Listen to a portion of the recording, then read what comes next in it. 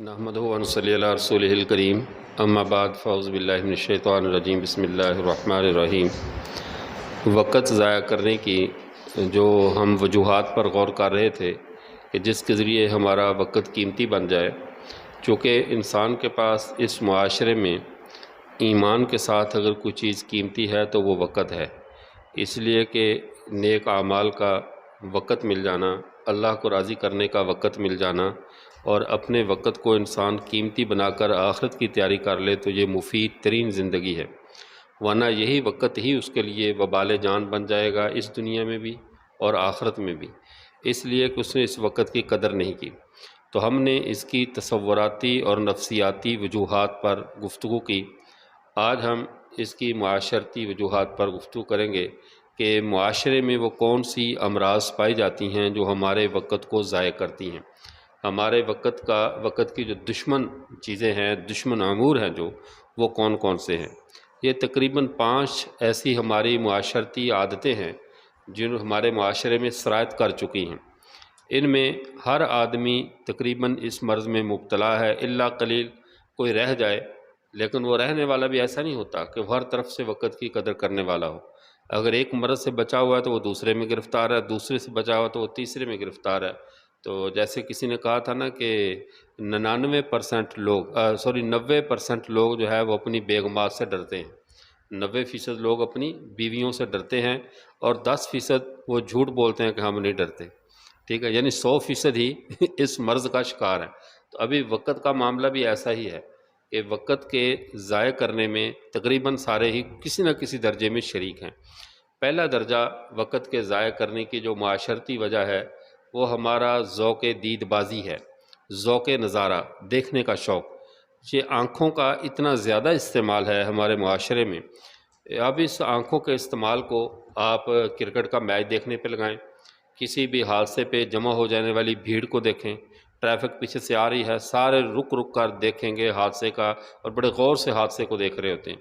کسی کی شادی کی بارات جا رہی ہے اسے دیکھنا شروع کر دیں گے، کوئی بھی ایک نئی انہونی چیز ہے، کوئی کرین جا رہی ہے یا فوج کی گاڑیاں جا رہی ہیں یا کوئی بھی ایسا کام جو تھوڑا سا ڈسپلن سے ہٹ کر ہو یا کوئی تھوڑا سا اجنبی سا کام ہو، اسے دیکھنے کے لیے ہمارے پاس کافی وقت ہوتا ہے، کھڑے ہو کر اس کو دیکھنا شروع کر دیں گے، ٹھیک ہے۔ اگر کوئی چیز بیچنے والا اپنی چیز بیچنے کے لیے ایسی ایسی آوازیں نکالے کہ جو شور شرابہ اس کی تو خواہش مجمع اکٹھا ہو، چیز خریدنی ہے یا نہیں خریدنی، اس کے پاس جمگٹا لگا کر اس کو دیکھنا شروع کر دیں گے۔ تماشے والا تماشا کرنے کے لیے آئے، وہ گلی کوچے میں بندر کا تماشا ہو یا اس کے بعد یہ آج کل نا تماشا کرنے والے تبدیل ہوئے ہیں، تھوڑے سے اپ ڈیٹ ہو گئے ہیں۔ پہلے وہ آتے تھے دیہاتوں میں، وہ ایک بندر ہوتا، ایک ان کے ساتھ بکرا ہوتا تھا، انہیں مداری کہتے تھے، وہ اپنے تماشے کا پورا ماحول بناتے، کھیل تماشا بچوں کو، یعنی وہ ایک تفریح کا سامان مہیا کرتے تھے۔ آج کل مداری بدل چکے ہیں، آج کل آتے ہیں وہ کہتے ہیں آؤ ہم آپ کو بینک انشورنس کے فضائل سناتے ہیں، بندے بیٹھے ہیں وہ سنا رہے ہیں انشورنس کا یہ فائدہ ہوگا، اگر تمہارا حادثہ ہو جائے، ٹانگ ٹوٹ جائے، یہ ہوگا وہ ہوگا، یعنی ساری تمہارے مستقبل کی خوشیوں کو تمہارے حادثات سے جوڑ دیتے ہیں۔ تو یہ بھی تو تماشا کار جو بیٹھے سن رہے ہیں، نہ کسی کام، نہ انشورنس کروانی ہے، نہ جیب میں پیسے ہیں اور نہ کوئی یہ فکر ہے، بس گھنٹے گھنٹے کے لیکچر سن رہے ہیں۔ اسی طرح کی یہ سارے جو دید بازی، اور کرکٹ کے میچ کو دیکھ لو، کرکٹ کا جب میچ ہوتا ہے تو پورے ملک میں ایک ہو کا عالم ہوتا ہے، دکانیں بند، بازار بند، ہر طرف جو ایک فکر ہوتی ہے کہ کرکٹ کا میچ دیکھیں۔ اس کے دیکھنے کا کیا فائدہ ہے؟ کوئی نفع، کوئی نہیں، سوائے وقت کے نقصان کے۔ اور جن دنوں خاص طور پہ انڈیا کے ساتھ پاکستان کا کرکٹ کا میچ ہو، اس میں تو بڑے بڑے اصحاب جبہ و دستار بھی ایسے میچ دیکھ رہے ہوتے ہیں جیسے ہر چوکے چھکے پہ ان کے درجات بلند ہو رہے ہیں، ٹھیک ہے، یا انڈیا جو بھی چوکا اور چھکا مارے اس سے ان کی سیئات معاف ہو رہی ہیں۔ یہ تو اس نیکی کا درجہ کر کے ایسے فضول وقت ضائع کرتے ہیں۔ تو وقت کا ضائع کرنا، اور اس طرح شادی بیاہ کے موقع پہ روٹی کھلنے کا انتظار میں بیٹھے ہیں، فضول بیٹھے ہوئے ہیں، تو روٹی کھلنے کا انتظار ہے۔ جب شادیوں میں عموماً روٹی کو باندھ کر بندوں کو کھول دیا جاتا ہے، پھر وہ روٹی کا جو حشر کرتے ہیں آپ کو علم ہی ہے، رزق کی جو بے ادبی وہاں پر ہوتی ہے۔ تو یہ سارے امور وقت کے ضائع کرنے والے ہیں، اور جس کے پاس یہ بھی نہ رہو تو صرف موبائل دیکھنا، ویڈیوز، اور اس طرح اور ایسے کام، گیمیں کھیلنا، ایسے کام جن میں کوئی بھی دنیا اور آخرت کا فائدہ نہیں ہے، یہ بھی وقت کا ضیاع ہے۔ دوسرا ہمارا معاشرتی المیہ جو ہمارے وقت کو ضائع کرتا ہے، وہ دوسرا معاشرتی المیہ دفتری کاروائیاں ہیں، دفتر کی کاغذی کاروائیاں، یہ وقت کو بہت ضائع کرتی ہیں، کچھ بھی نہیں ہوتا، بات بات پہ میٹنگ بلا لی، آج ہی ہر ہفتے اساتذہ کی میٹنگ ہے، ہر ہفتے عملے کی میٹنگ ہے، ٹیم کی میٹنگ ہے، میٹنگ میں کیا ہوتا ہے، بیٹھو کھاؤ اور چلے جاؤ، بس دو چار باتیں ہوئیں، جو بڑا گرو گھنٹال ہو یا بڑا بزرگ ہو یا بڑا ہو اس میٹنگ کا سرپرست، اس کا کام ہوتا ہے کہ سب کو جمع کر کے تھوڑے سے یعنی اپنی بات سنا دی، سب نے جی حضوری کر دی، جی جی ٹھیک ہے ٹھیک ہے حضرت آپ جو فرما رہے ہیں بہت اچھا فرما رہے ہیں، یہی میٹنگ ہے اور یہ وقت کا ضیاع ہے۔ میٹنگ کیسے ہوتی ہے؟ پہلے اپنے عملے کو ایک دو دن پہلے ایجنڈا بتاؤ، ان کو بتلاؤ کہ آپ نے پیپر ورک کر کے آنا ہے، اس کے نفی اس کو پہلے سارا ایجنڈا ان کو دیا جائے، یہ نہ کہا جائے کہ ہمارے مدرسے میں امتحانات ہیں یا ہمارے فلاں ادارے میں یہ تعمیراتی کام ہونے والا ہے، اس پر آپ سوچ کر آنا، نہیں، اس کو پورا اپنا بجٹ بتاؤ، یہ بجٹ ہے، یہ میرا منصوبہ ہے، اتنی جگہ ہے، اس کے اوپر ہم نے اس منصوبے کو لاگو کرنا ہے، آپ کے ذہن میں جو جو چیزیں آتی ہیں نفع کے اعتبار سے نقصان کے اعتبار سے، اس میں کہاں پارکنگ بننی ہے، کہاں اس میں ہال بننا ہے، یا جو بھی ہے تعلیم کا کیا شیڈول ہو، نظام الاوقات کیا ہو، ہر بندہ کاغذ پر مکمل اپنے دماغ میں 2-3 دن تک سوچ کر پیپر ورک کر کے لائے، پھر اس کے بعد میٹنگ ہو اور اس میٹنگ میں ہر بندہ اپنا جو پیپر ورک کر کے لایا اس کو سنائے اور آپس میں باہم مذاکرہ ہو، مشاورت ہو، جس بات کے جو فائنل ہو جائے وہ زیادہ مفید ہوگی۔ لیکن ہوتا کیا ہے، ایک نے مشورہ یہ دے دیا، دوسرا سارا کر دیا، جی انہوں نے جیسے کہا وہ ٹھیک ہے، حضرت جیسے آپ نے فرمایا ٹھیک ہے۔ جو انسان اپنے دماغ اور شعور اور عقل کے ہوتے ہوئے خام خواہ مشورے میں دوسروں کی ہاں میں ہاں، اگر ایک تو ہے کہ مشورہ معقول اتنا ہے کہ اس کی رائے خلاف اس کے پاس ہے نہیں اور اس کی رائے درست ہے، تو پھر تو بلا شک و شبہ اس کی رائے کی تائید کی جانی چاہیے، لیکن محض اس لیے کہ اب میں کیا بولوں، اتنے بڑے بیٹھے ہیں میں کیا بات کروں، ایسا نہیں ہے، بلکہ کھل کر اپنی رائے کا اظہار کرو۔ اللہ نے آپ کو صاحب الرائے بنایا ہے، اللہ نے آپ کو عقل دی ہے، شعور دیا ہے، اور جب عقل اور شعور کے ہوتے ہوئے آپ کہتے ہیں جی جی جیسے فرمایا ٹھیک ہے، تو گویا کہ آپ نے اللہ کی دی ہوئی نعمت عقل، اللہ کے دیے ہوئے شعور، اللہ کے دیے ہوئے دماغ، سب کی آپ نے توہین کر کے رکھ دی، آپ نے ان کی بے قدری کی ہے اس نعمت کی۔ تو جب میٹنگ میں جاؤ تو کھل کر اپنے رائے کا اظہار کرنا سیکھو، چاہے وہ کسی بھی طرح کی میٹنگ ہو۔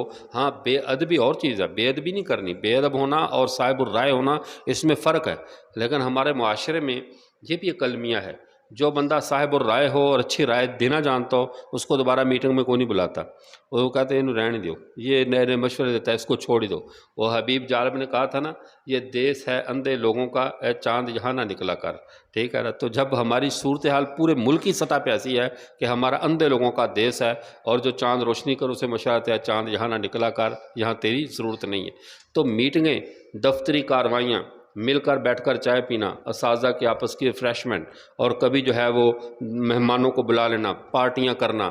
اب ہمارے اسکولوں میں کیا ہو رہا ہے، آج بلیک ڈے ہے، آج پرپل ڈے ہے، آج اس کے حساب سے بچے کپڑے پہن کر آئیں، یہ بچوں کا مستقبل بھی برباد ہو رہا ہے، سرمایہ بھی والدین کا برباد ہو رہا ہے، اس کا ہماری تعلیم سے کوئی تعلق نہیں، یہ ہمارا کلچر ڈے ہے۔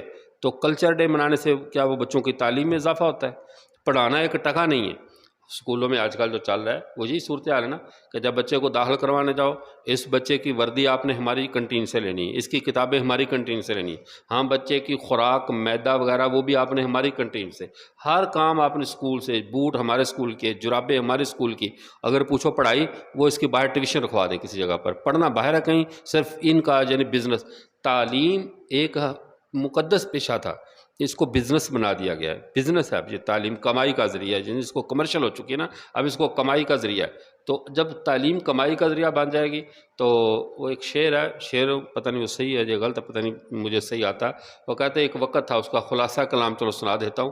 ایک وقت تھا کہ جب استاد کے محنت کے بدلے میں شاگرد یہ کہا کرتے تھے کہ جی چاہتا ہے استاد کی محنت کے عوض ہدیہ دل پیش کیجیے، کہ استاد کے قدموں میں اپنا دل نکال کے رکھ دیں کہ جتنا اس نے مجھ پر احسان کیا۔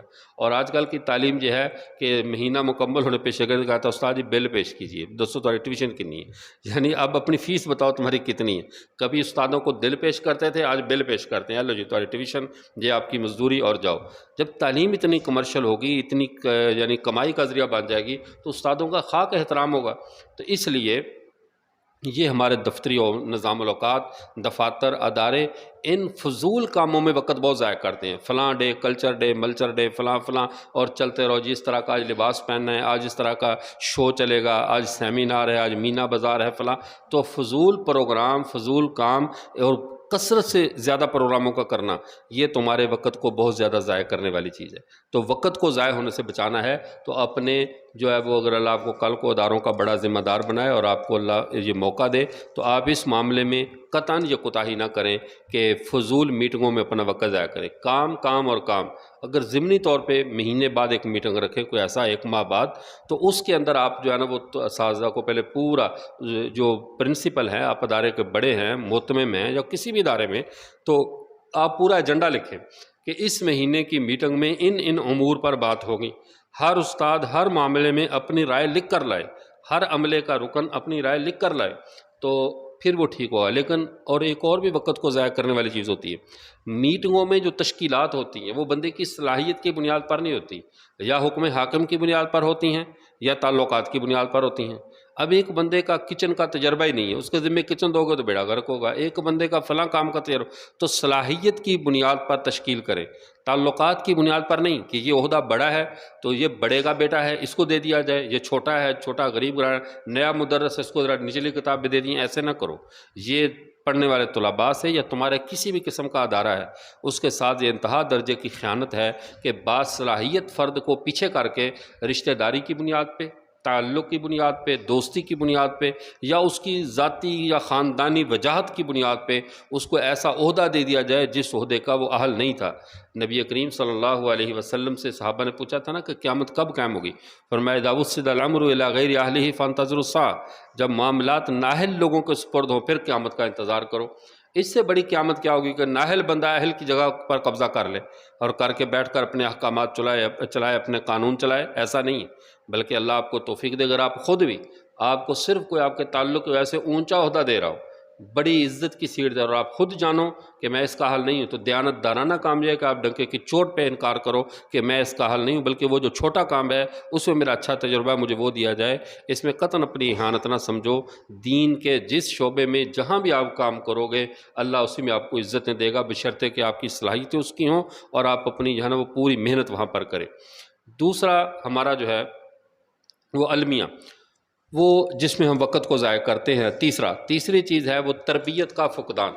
ہمارے کسی بھی معاملے میں ہم لوگوں کی، اپنے عوام کی، ماتحت لوگوں کی تربیت نہیں کرتے، نہ دسترخوان لگانے والوں کی تربیت ہے، نہ کھانے والوں کی تربیت ہے، کسی درجے میں بھی کسی کی ہمارے ہاں تربیت نہیں ہے، اور کام کے شعبے میں بھی جس کو جو شعبہ دیا جاتا ہے وہ بس نہ کیف متفقہ، بس اس کے ہاتھ لگ گیا تو اس کو عہدہ دے دیا جاتا ہے، تو تربیت کی بنیاد پر نہیں۔ عام طور پہ ایک مثال دیتا ہوں، ہمارے ہاں جو ڈرائیور رکھے جاتے ہیں گاڑیوں کے، تو وہ ڈرائیور تربیت کی بنیاد پہ رکھتے ہیں، کس نے باضابطہ کورسز کیے ہوئے ہیں، اس کو ہنگامی حالت سے نمٹنا آتا ہے، کسی بھی موقع پہ اگر گاڑی کا ٹائر پھٹ جائے یہ گاڑی سنبھال سکتا ہے، کوئی گاڑی کے اوپر حملہ آور ہو جائے تو یہ اپنے اعصاب کو قابو رکھ سکتا ہے۔ ان چیزوں سے کوئی غرض نہیں ہوتی، بس گاڑی صحیح چلا لیتا ہے اور خوب دوڑاتا ہے، ٹھیک ہے، اور اپنا ہی بچہ ہے تربیت یافتہ، بس یہی تربیت کا سب سے بڑے سند ہے کہ چونکہ ہمارے سامنے اس نے گاڑی چلانی شروع کی تو یہ اس کو گاڑی چلانی آ گئی۔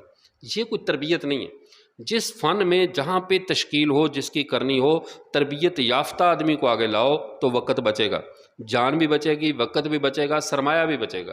اور جلد بازی جو ہے نا کسی بھی شعبے میں بھی وقت کو ضائع کرتی ہے۔ جلد بازی کی جاتی ہے وقت بچانے کے لیے، لیکن عموماً یہ وقت کو ضائع کر دیتی ہے۔ یہ جلد بازی وقت کا بیڑا غرق کرتی ہے، وقت بچاتی نہیں ہے۔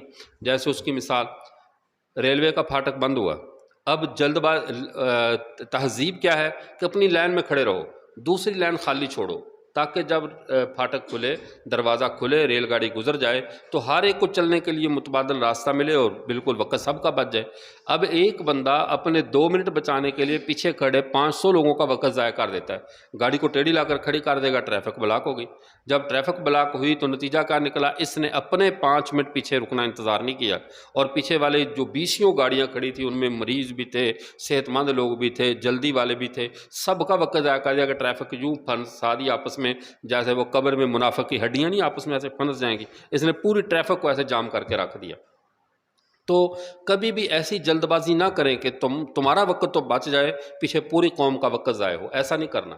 اور جلد بازی میں ہر کام یعنی ایسے کرتے ہیں، جلد بازی، جگاڑو سسٹم، جگاڑ وقتی طور پہ ہوتا ہے، جز وقتی طور پہ اس سے کام لے لیا جائے، لیکن اس کو سنت نہیں بنا لینا چاہیے کہ ہر کام کرنا ہی جگاڑ سے ہے، قانونی طریقے پہ کام کرو۔ ایک جگہ پہ دیکھا تار شارٹ ہے تو اس میں کاریگر کو بلاؤ اور بلوا کر ٹھیک کرو، لیکن چونکہ ایک بار وہ کنڈیاں ڈالنے سے چل گیا، چلو پھر کام چل رہا ہے چلنے دو۔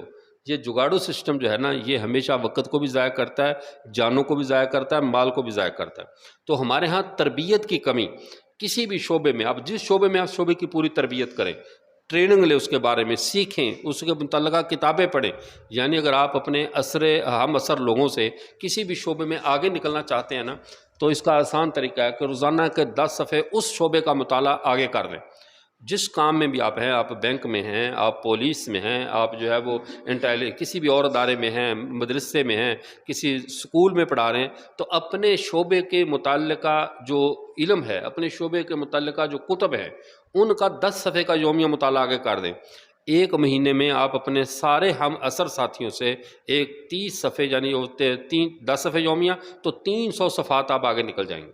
اور جو بندہ 300 صفحات آگے نکل جائے اور پھر اس میں رکے نا، تو ایک وقت آتا ہے وہ اپنے شعبے، اپنے ڈپارٹمنٹ میں وہ بندہ حجت بن جاتا ہے۔ ہم کہتے ہیں بس ٹھیک ہے، روزی لگی ہوئی ہے، ڈیوٹی لگی ہوئی، بس ٹائم پہ جائیں گے، کمپیوٹر کھولیں گے، اپنا کام کریں گے، اللہ خیر صلاح۔ سیکھنے کے لیے جو ڈیوٹی لگ جائے اس میں بہتر سے بہتر ہونے کی کوشش کرتے رہیں، پھر آپ کو کوئی ادارہ نکالے گا نہیں۔ ہم بن جاتے ہیں اداروں پہ بوجھ، بن جاتے ہیں مدرسوں پہ بوجھ، جب موت میں تنگ آ جاتا ہے کہ یار یہ کام تو کرتا کوئی نہیں ہے، بس وہ تنخواہ لیتا ہے اور جتنا دے دو کر لیا، نہیں دیا تو نہیں کیا، بس سنا میرے ذمہ کام ہی کوئی نہیں تھا۔ پھر جب وہ نکال دیتے ہیں پھر کہتے ہیں میری اتنے سالہ خدمات کا مجھے یہ صلاح دیا گیا کہ مجھے نکال دیا گیا کسی بھی ادارے میں۔ اور جناب آپ نے خدمات کیا فی سبیل اللہ سر انجام دی تھی؟ اگر امام مسجد یہ کہے مجھے مسجد سے نکال دے گا تو پوچھو کہ ایک مہینے کی تنخواہ بھی کمیٹی کو معاف کیا آپ نے؟ جب اپنی تمام خدمات کا معاوضہ لے لیا، اپنی ہر چیز کا عوض لے لیا اور کام ان کے معیار کا نہیں کیا، تو ان کو حق حاصل ہو، تمہارے غلام تھوڑی ہیں، کوئی ادارہ تمہارا غلام نہیں ہے، یہ دماغ سے یہ بات نکالیں۔ اور خود آزاد رہنا سیکھیں، اپنے رزق لوگوں کے ہاتھ میں دے کر خود غلام نہ بن کر بیٹھیں، آزاد رہیں، اپنے ڈپارٹمنٹ میں، اپنے شعبے میں اتنی مہارت حاصل کریں۔ آپ کسی جگہ کام کر رہے ہوں تو پکے ہوئے پھل کی طرح 20 لوگ انتظار میں بیٹھے ہوں، یار یہ بندہ بڑا تربیت یافتہ ہے، وقت ضائع نہیں کرتا، وقت کا پابند ہے، ڈیوٹی کا پابند ہے، تو وہ لوگ انتظار میں کریں یا اللہ کب اس ادارے والے سے جواب دیں یا اس کا مسئلہ بنے اور ہم اس کو اپنے ادارے میں لے کر جائیں۔ وہ پکے ہوئے پھل کی طرح انتظار کر رہے ہو، جلے ہوئے پھل کی طرح گر کر زمین پر نہ بیٹھے، پھر ڈھونڈتے رہو، پھر فون کرو میری کوئی جگہ بناؤ، میرے لیے کوئی انتظام کرو۔ جس بندے میں خود صلاحیت ہو اللہ اسے ضائع نہیں کرتے، جس نے محنت کی، اللہ کسی کی محنت کو ضائع نہیں کرتے۔ خود اپنے اندر صلاحیت پیدا کرو اپنے فن میں، تمہاری شہرت اتنی اچھی بن جائے گی کہ تم جب بھی قدم اٹھاؤ گے لوگ نیچے ہاتھ دیں گے، یہ ادھر ایک قدم رکھیے نا تو وہ آپ ادھر تشریف لائیے، ہمارے ادارے میں آ جائیے۔ لیکن جب کام کرنا ہی کوئی نہیں ہے تو پھر کہنا جی بس اسی ادارے سے بحث کرنی ہے جہاں 3-4 سال انہوں نے برداشت کیا، بجائے ان کے ان کا احسان مانے، الٹا انہی سے لڑ رہا ہے کہ تم نے مجھے 3-4 سال میں رہا ہوں، اب مجھے کس بنیاد پہ فارغ کر رہے ہیں۔ تو غلطی اپنی بھی ماننا سیکھیں، کبھی ضروری نہیں ہوتا ہمیشہ ادارے کے بڑے غلط ہوں، کبھی کبھی اپنی غلطی کا بھی اندازہ کر لینا چاہیے۔ ہوتا ہی نہیں ہے کہ آپ بالکل 100% ادارے کے حق میں مفید ہوں اور ادارے والے پاگل ہیں کہ آپ کے جگہ پہ دوسرا بندہ لے آئیں۔ ایک بات آگے چلیں۔ تیسرا جو ہمارا جو چوتھا مسئلہ ہے وہ بے موقع لحاظ کرنا۔ ہمارا چوتھا مسئلہ ہے بے موقع لحاظ کرنا۔ لحاظ کیا ہے؟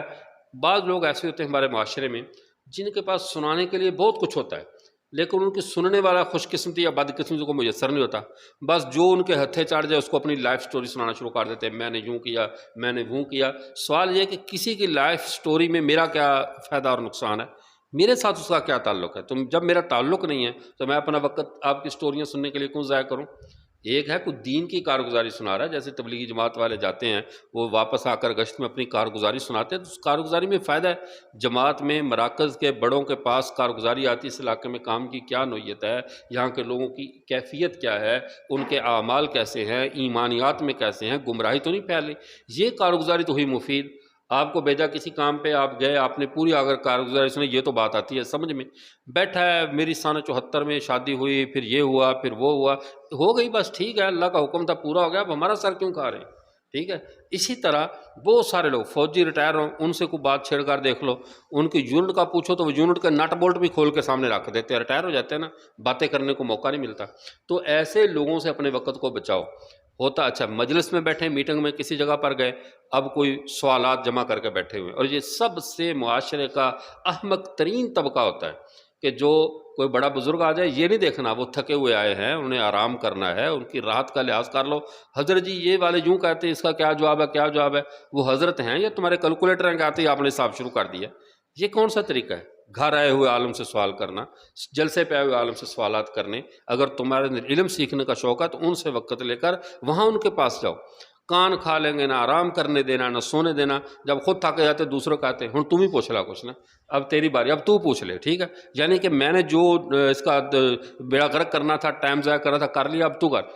وہ ہمارے شیخ ہے، بزرگ ہیں، مفتی حسن صاحب دامت برکاتہم العالیہ، ان کے مزاج میں انتہا درجے کی نرمی ہے۔ اس نرمی کا فائدہ لوگ کتنا اٹھاتے ہیں آپ کے علم میں ہے؟ اتنے وہ حمقا ان سے تنگ کرتے ہیں ان کو کہ انہیں واش روم جانا ہے تو دروازے تک ساتھ جاتے ہیں، اب سوال پہ سوال، بات پہ حضرت کی نرم طبیعت ہے، جی جی جی، پیشاب کی تکلیف بھی ہے، گردے کی تکلیف ہے، کچھ حیا کرو۔ ایک بندہ اپنا عذر بیان کر کے جا رہا ہے کہ میں واش روم جا رہا ہوں، تو آپ کا دروازے تک ساتھ جانا کوئی واجبات میں سے نہیں ہے، نہ کوئی آداب میں سے ہے، ان کو جانے دو، وہ رفع حاجت سے فارغ ہوں، اپنی ضرورت پوری کریں، پھر آ جائیں۔ حتیٰ کہ ایک دفعہ ایسا ہوا کہ حضرت واش روم میں گئے تو ایک بندے نے دروازے تک ساتھ کھڑا، حضرت نے فرمایا اگر اجازت ہو تو میں پیشاب کر لوں، یہ بھی آپ ساتھ ہی فرمائیں گے؟ یعنی یہ اس طرح تنگ آ کر یہاں تک بات ہو کہ اجازت ہو تو میں پیشاب کر لوں، مجھے تکلیف سے برا حال ہے، اور یہ زبان پہ زبان چل رہی، زبان پہ زبان۔ علماء کے ساتھ خاص طور پہ آپ کے ہاں بزرگ ہیں، کوئی بڑا بزرگ آتا ہے، اللہ والے آتے ہیں، تو ان کی راحت کو مقدم رکھیں، اپنی جو لذت کو مقدم نہ رکھیں۔ مصافحہ کرنا ہے جی، پیر صاحب کا ہاتھ دکھ رہا ہے، وہ درد کر رہا ہے، وہ تھکے ہوئے ہیں، یہ مصافحہ کرنے کے لیے سب کے اوپر سے پھلانگتا ہوا جا رہا ہے، تو ایسے بندوں کا کوئی لحاظ نہ کریں۔ آپ بھی ایسے اگر آپ کا وقت ضائع کر رہا ہے تو آپ ان کی یعنی ہمت کو توڑ دیں۔ حضرت تھانوی علیہ الرحمہ کے معمول کو بنائیں، وہ وقت کے ایک ایک منٹ کا حساب رکھتے تھے، وقت ضائع نہیں کرتے تھے۔ ایک آگا فضول باتیں سنا، پہلے وقت لو، آؤ اور آنے کا وقت بتاؤ، اور یہ بھی بتاؤ کتنی دیر رکنا ہے اور کب جانا ہے، ٹھیک ہے نا؟ اتنی دیر بعد جب ٹائم پورا ہو جائے چلو شاباش چھٹی کرو۔ اپنا خادم ساتھ بیٹھا، اس کو پتا ہو کہ اس نے میرے پاس اتنی دیر بیٹھنا ہے، وہ ساتھ کان میں آ کے محترم ایک منٹ باہر آ کر بات سننا، بس آداب سے، بے ادبی نہیں کرنی کہ بازو سے پکڑ کر نکال دو، باہر آ کر ایک منٹ کے لیے بات سننا، باہر آ کر کہنا حضرت آپ کا وقت پورا ہو گیا، ہمارے بزرگ ہیں، ہمارے پیر صاحب ہیں، یا ہمارے محتمم صاحب ہیں، استاد جی ہیں، ان کے اب کوئی اور بھی معمولات ہیں، آپ کی بات پوری ہوگی، آپ کو آدھا گھنٹہ دیا گیا تھا، اب آپ تشریف لے جائیں، پھر کبھی وقت لے کر آنا، اسے بھی آئندہ پتہ چلے یہ ٹائم ان کا قیمتی۔ اس کے پاس تو کہانیاں نہیں ختم ہو رہی، اور وہ بیچارے بزرگ بیٹھے آرام سے، کب یہ جائے اور میں بھی کوئی آرام کروں۔ یار جتنا بھی اللہ کا ولی ہو، جتنا بھی بڑا بزرگ ہو، کم از کم انسان تو ہوتا ہے کہ نہیں؟ اس کے ساتھ انسانی تقاضے ہیں یا نہیں؟ تو ان کو انسانوں کے درجے میں رکھیں، ان کو فرشتوں کے درجے میں نہ لے جائیں کہ نہ ان کو کھانے کی حاجت ہے، نہ سونے کی حاجت ہے، نہ پینے کی حاجت ہے، خام خواہ ان کا لحاظ کرتے رہتے ہیں۔ ایسے نہیں ہے، بلکہ مہمان کا لحاظ کرو۔ جب آپ جلسہ کرواؤ، آپ کے ہاں کوئی عالم مہمان آئے، کچھ بھی آئے، تو پہلے نمبر پہ اس کی راحت کا خیال کرو۔ ملنے والا ہجوم نہ جمع کر دو، میں مصافحہ کے لیے آیا ہوں، حضرت آ رہے، میں نے کہا میں بھی مصافحہ کر رہا ہوں، نہیں، مصافحہ کوئی فرض واجب نہیں ہے، آرام کرو، وہ تھکے ہوئے ہیں، طبیعت میں ان کے یعنی راحت ہوگی تو کریں گے۔ اور جہاں ہجوم ہو وہاں کسی مہمان کے آرام کا انتظام بھی نہ کرو۔ مہمانوں کے آرام کا انتظام پتہ کیسے کیا جاتا ہے؟ جلسے والا جہاں سٹیج ہے، ساتھ پیچھے والا کمرہ، اور سب نے ادھر ہی آنا ہے، حضرت آپ تھوڑی دیر یہیں پر سو جائیں، یہ سونے کے لیے جگہ، مچھلی منڈی کے ساتھ لا کر کہہ رہے سو جائیں، ٹھیک ہے؟ اب یہ کیا کون سا آرام ہوگا؟ تھوڑا سا جلسہ گاہ سے دور ہو، پروگرام سے دور ہو، جہاں لوگوں کو نہ پتہ ہو، وہاں پر انہیں یکسوئی سے، تنہائی سے، ان کے خدام کو بھی اگر دوسری سائڈ پہ الگ کمرہ دینا تو دیں، اور ان کے راحت کا خیال کریں، ظلم نہ کریں، اور بے موقع آپ بھی لحاظ نہ کریں۔ جو آ گیا باتیں سنانا شروع کر دیا، آپ نے سننی شروع کر دی، کسی نے کہنا شروع کر دیا، آپ نے سننا شروع کر دیا، ایسا نہیں ہے۔ تو پورے وقت کا بھرپور لحاظ کرنا ہے اپنے وقت کو بچانے کے لیے۔ تمہارا وقت بہت قیمتی ہے، تم قوم کا سرمایہ ہو، جس کو کہتے ہیں نا پبلک پراپرٹی، آپ وہ لوگ ہو۔ قوم نے مدارس میں فنڈز دیے، اموال دیے، تاکہ تم قیمتی انسان بنو، اور اب قوم کی اموال، زکوٰۃ، صدقات، یہ سارا کچھ ہمارے اداروں پہ خرچ ہوا، تب جا کر آپ علماء بنے، اور آپ ایک ہی بندہ آپ کا ہاتھ پکڑ کر بیٹھ کر آپ بیٹھے سن رہے اور وہ سنا رہا ہے۔ جب تو کوئی کام کی بات ہو تو ہو، فضول کہانی، میری پھپھی ادھر بیائی سی، چاچا ادھر سی ادھر، یہ جو ہے نا یہ کہانیاں، یہ سوائے وقت کے ضیاع کا کچھ بھی نہیں۔ کسی کی کہانی اتنی الجھن ہوتی ہے ایسی باتیں سن کر کے ہمیں پتہ بھی نہیں ہوتا، وہ نام لے کر ہر ایک پوچھیں گے آپ جانتے ہیں اس کو بھی، تمہارے علاقے کو میں خاص جانتا ہوں، پھر ساتھ ہر بات پہ سند تصدیق بھی چاہتے ہیں کہ جو میں بات کر رہا ہوں آپ تصدیق بھی کریں کہ آپ بھی اس کو جانتے ہیں۔ تو ایسے لوگوں کا کوئی لحاظ نہ کریں، بے موقع لحاظ ہمارے وقت کو ضائع کر دیتا ہے۔ اور پانچویں چیز، اپنی زندگی کا نظام الاوقات بنائیں۔ شیڈول بنائے اپنی زندگی کا. جانور والی زندگی نہ گزاریں کہ اٹھے چارہ ملا کھایا چل پڑے سو گئے بس ایسی نہیں. ہماری زندگی کا نظام الاوقات فطرت سے ہٹ کر ہے. فطرت سے ہٹ کر کیسے ہے؟ رات اللہ نے سونے کے لیے بنائی ہے، دن جاگنے کے لیے بنایا ہے. ہم راتوں کو جاگتے دن کو سوتے. ایسی ہے نا. لاہور والوں کو دیکھو ماشاءاللہ 12 بجے تک تو ان کی دکانیں نہیں کھلتی نا، سوئے رہتے ہیں، اور رات کو 1 بجے تک موٹر سائیکلوں پہ آوارگی میں گھومتے رہتے ہیں، بازاروں کے کھانے کھائے، ہوٹلوں پہ گھومے، ادھر گئے ادھر گئے. یہ سب سے زیادہ وقت کا ضیاع ہے. صحت بھی برباد. جب سونے کا وقت نہیں ملا، آرام کا وقت نہیں ملا تو صحت کا بیڑا غرق کیا. اور جب دنیا جاگ رہی تھی یہ سویا ہوا ہے. اب یہ بھی اپنا فطرت سے ہٹ کر جو آرام کرے، فطرت سے ہٹ کر کھانا کھائے. اور کھانا ہم تب کھاتے ہیں جب ہمارا وقت ہو کھانا کھانے کا. ایسے نہیں وقت پہ نہیں کھاتے، کھانا بھوک لگنے پہ کھاتے ہیں. ہماری بیماریوں کا سب سے بڑا سبب بھی یہ ہے کہ کھانا کب کھاتے ہیں؟ جب وقت ہو جائے. بھی صبح دوپہر شام 3 وقت کھانا ہے. اب بھوک ہے تب بھی کھانا ہے، نہیں ہے تب بھی کھانا ہے. ہر حال میں ٹھونسنا یہ کوئی عقل مندی نہیں ہے. شدید بھوک لگے تب کھاؤ، ٹھیک ہے نا، اور جب تک بھوک نہ لگے کھانا نہ کھاؤ. اپنی صحت کا لحاظ سب سے زیادہ ضروری ہے. آپ ہنس رہے ہیں کہ آپ کا تو مشن ہی شاید کھانے کا ہے، تو اس میں کون سے اللہ کی نعمتیں ہیں. ٹھیک ہے، وہ ہمارے ایک استاد تھے، وہ کرتے تھے کہ اولیاء اللہ کی علامات میں سے 13ویں یا غالباً 16ویں کہتے ہیں علامت یہ ہے کہ وہ کھانا زیادہ کھاتے ہوتے ہیں. اولیاء اللہ کھانا زیادہ کھاتے ہیں. اس کی وجہ کیا ہے کہ وہ جب اللہ کی نعمتوں پہ دیتے تو اپنے آپ کو فقیر اور محتاج سمجھ کر نعمتوں پہ ٹوٹ پڑتے ہیں، تو یقیناً زیادہ کھا جاتے ہیں. تو اس معاملے میں تو آپ سارے اللہ کے ولی ہیں. آپ کی ولایت میں کوئی شبہ نہیں ہے کہ کھانا کھانے میں تو آپ اللہ کے ولی ہیں، لیکن وقت کا لحاظ کریں. اپنے سونے میں، جاگنے میں، اپنے نظام الاوقات میں. حضرت تھانوی رحمۃ اللہ علیہ کے جو ملفوظات ہیں نا، ان کو اگر موقع ملے نا تو ان کو پڑھتے رہا کریں. شیخ الاسلام حضرت مفتی تقی عثمانی صاحب حافظہ اللہ، انہوں نے بھی یہ فرمایا. اور کہ ملفوظات کی جو نا وہ ایک کتاب سرانے میں رہتی، تکیے کے ساتھ رہتی ہے، اس کو میں پڑھتا ہوں اور یقین کیجئے واقعی حضرت حکیم الامت تھے. ایسے حکیم، ایسے چند جملوں میں چھوٹی چھوٹی باتوں میں جو ہے نا وہ ایسے ایسے مسائل حل کر دیتے ہیں کہ انسان کی زندگی کے لیے نا راہ بن جاتا ہے، زندگی گزارنے کا طریقہ آ جاتا ہے. تو وہ ملفوظات پڑھتے رہا کریں ان حضرت کے، تو اپنی زندگی آپ کی قیمتی بن جائے گی. ٹھیک ہے، اللہ تعالی ہم سب کو اپنے وقت کی قدر کرنے کی توفیق عطا فرمائے. تو یہ 5 ہماری معاشرتی وجوہات ہیں کہ معاشرے میں ہم ان یعنی اس طرح وقت ضائع کرنے پہ مجبور ہو جاتے ہیں. معاشرے کو اپنے مطابق کریں، خود معاشرے کی رو میں بہہ کر اپنا وقت ضائع نہ کریں. اللہ ہمارے اوقات کو قیمتی بنائے. وآخر دعوانا ان الحمد للہ رب العالمین.